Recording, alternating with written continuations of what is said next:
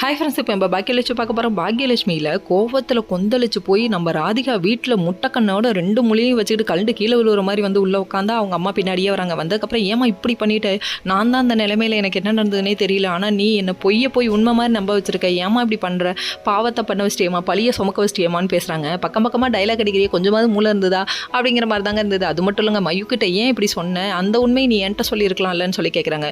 ஆனால் இப்போ கூட நீ திறந்தல, நீ திறந்த மாட்டல அப்படிங்கிற மாதிரி தான் இருக்குது ராதிகாவோட அம்மாவை பார்த்தா. ஏன்னா ராதிகாவோட அம்மா மயுவும் மிரட்டுறாங்க.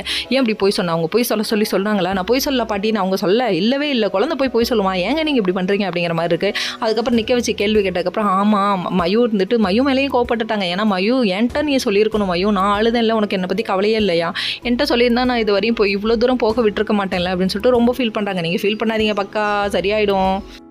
அது மட்டும் இல்லைங்க, இன்னொரு பக்கம் நம்ம கோபி போய் ட்ரிங்க்ஸ் கடையிலே மூழ்கிட்டாரு. சொல்லவா வேணும், மித்த நாளை விட இன்றைக்கி எங்கள் அம்மாவை நான் நம்பாமல் போயிட்டேன், எங்கள் அம்மா இடத்துல நான் இருந்திருந்தேன்னா எங்கள் அம்மா கண்டிப்பாக என்ன நம்பியிருப்பாங்க அப்படின்னு சொல்லிட்டு ரொம்ப ஃபீல் பண்ணுறாப்புல. இப்படி தாங்க எல்லாருமே பெற்றவங்களே இப்படி கழட்டி விட்டு விட்றோம் பாதியிலே, இதெல்லாம் புரிஞ்சுக்கோங்க கொஞ்சமாவது அப்படிங்கிற மாதிரி தான் இருக்குது. ஃப்ரீ அட்வைஸ் கேட்டால் கேட்காட்டினப்போ ஏஞ்சி வீட்டுக்கு போன்னு சொல்லிட்டாங்க. அதுக்கப்புறம் சரி கடையிலேயே பாட்டில் பத்தலையாண்டா போடா அப்பா சாமின்னு அனுப்பிவிட்டாங்க. அனுப்பிவிட்டதுக்கப்புறமா இவர் தள்ளாடிக்கிட்டு வந்து அம்மாட்ட மன்னிப்பு கேட்கணும்னு வந்து நிற்கிறாரு.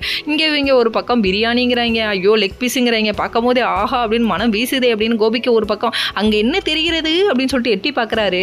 என்ன பிரியாணி தெரியுதா, பிரியாணிலாம் தரமாட்டாங்க போ அப்படிங்கிற மாதிரி தான் இருக்குது. இதுக்கப்புறம் என்ன நடக்க போகுதுன்னு தெரியல, வெயிட் பண்ணி பார்ப்போம். ஓகே ஃப்ரெண்ட்ஸ், நெக்ஸ்ட் வீடியோவில் பார்ப்போம். பாய்.